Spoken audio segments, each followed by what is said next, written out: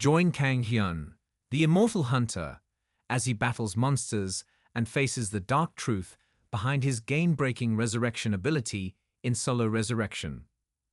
The government has announced urgent efforts to resolve the large-scale dungeon incident in hangrae. The Ministry of National Defense, with support from civilian ability users, has sealed off hangrae to prevent further damage. However, concerns are rising for residents trapped inside the area. In response, the Dangan Guild has committed to rescue operations. Meanwhile, Hyan prepares to leave, so Hyan worries if he'll be fine. But he reassures her, saying he's a tutorial graduate and will return soon with his parents. As he drives toward the military blockade, they initially stop him, but eventually let him pass after recognizing his abilities. Hyan heads into the woods, noting the presence of 5 confirmed dungeons, including 1 E rank, and hopes he can arrive in time. However, a large boar crashes into his car, sending it off the road. Frustrated, he draws his sword to fight the boar, but is interrupted by a group of goblins. He considers running away, but a group of goblins suddenly attack and kill the boar. Annoyed, Hyan remarks that he doesn't have the time to deal with all of them and runs away, deciding to forget the boar this time. Exhausted, Hyan later rests in the woods, unable to use his flashlight due to low battery. He suddenly hears something rushing towards him and reflexively strikes, killing an invisible wolf called a disruphin. As more wolves appear out of the clearing, Hyan fights through the night, killing several of them. By morning, the forest is littered with wolf corpses, and Hyan, now sleeping in a tree, wearily decides it's time to continue his journey. Back at Hyan's parents' apartment, his mother sends him a text, and he replies that he'll arrive by the next day. As the day progresses without anything else, his mother gets worried and informs her husband. Despite reassuring her, the father begins to worry as well, recalling the orcs they encountered the day before. Although they were only from an F-rank dungeon, the father is unsure if Hyan can handle the much stronger creature that has now appeared and killed all the orcs. Meanwhile, the monster is revealed to be Hyan himself, who manically declares that orcs are just a warm-up for him and inwardly tells his mom and dad that their adorable son has arrived. Guess the Jiga Chadmuk was actually a psycho. Hyan laughs, declaring that handling orcs is a breeze for him since he can clear an F-rank dungeon alone. As more orcs approach, he remains unfazed until he spots 3 orc warriors, one of which is a boss monster. Realizing this is likely an E-rank dungeon, he calls out to his parents, telling them to stay quiet as he's come to rescue them. Hearing his voice, they look out the window, hardly recognizing their son because of how much he's changed over the past few months. Meanwhile, Hyan fights the orcs and spots a massive orc general, towering over the others, which lets out a deep laugh. Hyan taunts the general, calling it ugly, and activates his giant's power, boosting his strength by 60%. Preparing for battle, he lets out a lion's roar and charges, only to be knocked back. He crashes into some orc warriors, who toss him back toward the general. Realizing the general is toying with him, Hyan gets kicked in the chest and collapses. His body isn't regenerating, leaving him worried over whether or not he can survive. Struggling to his feet, he tightly grips his blade, refusing to back down with his family so close. Real heroes refuse to leave their families in danger. Respect. As Hyan prepares to face the general again, his mother's scream diverts his attention. He turns to see orcs climbing up to his parents' window. Panicking, he charges toward them, but is surrounded by more orcs and slowly loses his vision. Suddenly, a barrage of attacks slices the orc general into pieces due to a female guild leader. She turns around to see the person who had held the orcs off and realizes that he has passed away. However, she sees that the body has suddenly disappeared.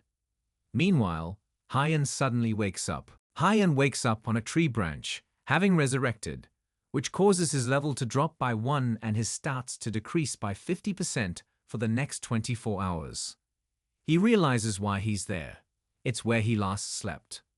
Remembering the orcs climbing his parents' wall, he panics, knowing 24 hours have passed. He grabs the blade and immediately heads back, but the stat reduction makes his body feel heavy. When he arrives, the area is deserted, including his parents' home. After wandering all night, he finds a military unit, borrows a phone, and contacts a Hyun, shockingly learning that his father lost both arms, and his mother is in a coma, hearing which he furiously shatters his phone. 2 months later, Ah Hyun asks Hyun if he's heading to a dungeon again, worried since he's died 3 times that week. He reassures her, but she insists it's not his fault his parents ended up that way. He doesn't say anything and walks away while in the dungeon. A man with a spear kills a giant ant, leveling up and boasting about his strength, believing he'll soon join the Dangan Guild. As the party celebrates, they spot someone running towards them and see that it's Hyun. They warn him about the danger ahead, but he ignores them, heading straight into the dungeon.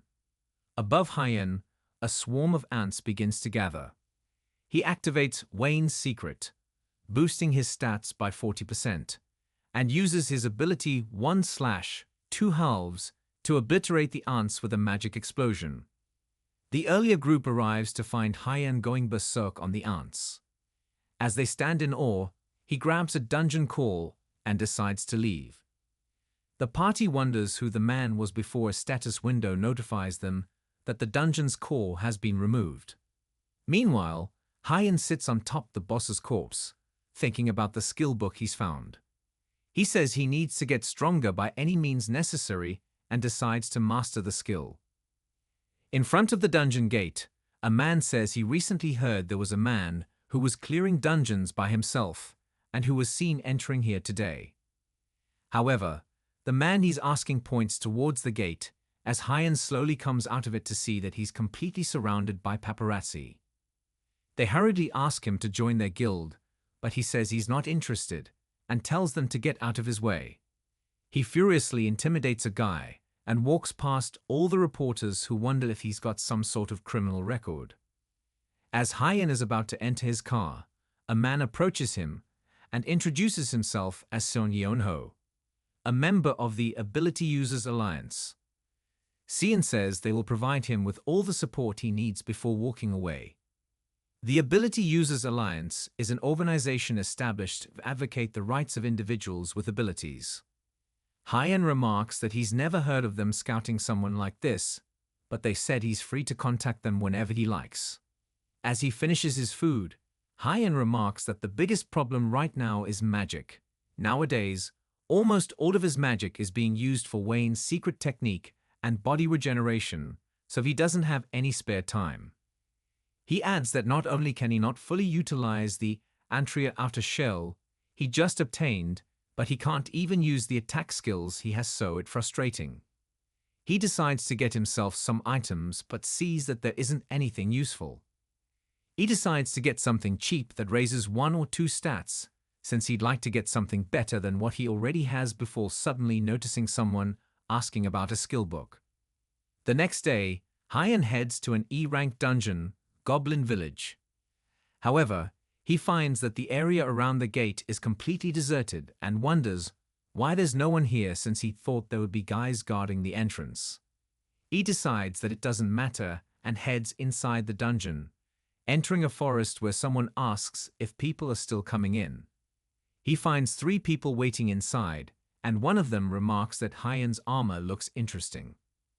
Another guy slowly approaches Hyun and asks if he hasn't heard that this place belongs to their bait guild. The woman adds that if you enter someone's land without permission, you'll have to pay a price, offering to spare him if he takes everything out. What a bitch!